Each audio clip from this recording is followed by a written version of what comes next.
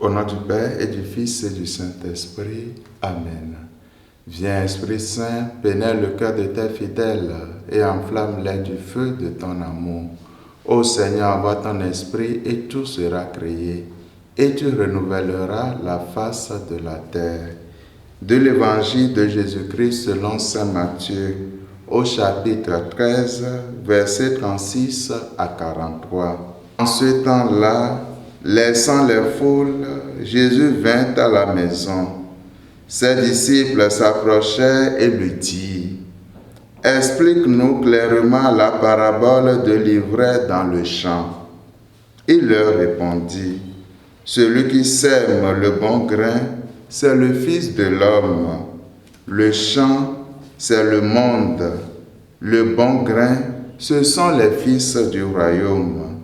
L'ivraie, ce sont les fils du mauvais. L'ennemi qui l'a semé, c'est le diable. La moisson, c'est la fin du monde.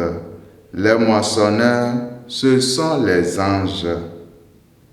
De même que l'on enlève l'ivraie pour le jeter au feu, ainsi en sera-t-il à la fin du monde.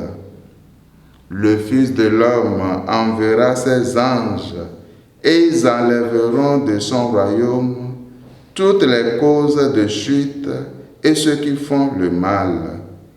Ils les jetteront dans la fournaise. Là, il y aura des pleurs et des graissements de dents. Alors, les justes resplendiront comme le soleil dans le royaume de leur Père. Celui qui a des oreilles, qu'il entende. Acclamons la parole de Dieu. Louange à toi, Seigneur Jésus. Aujourd'hui, à travers la parabole de l'ivraie et du bon grain, l'Église nous invite à méditer sur le bien et le mal. Le bien et le mal qui existent dans le monde. Explique-nous clairement la parabole.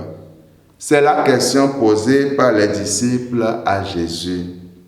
Frères et sœurs, nous aussi ce matin, allons à Jésus et posons-lui la question.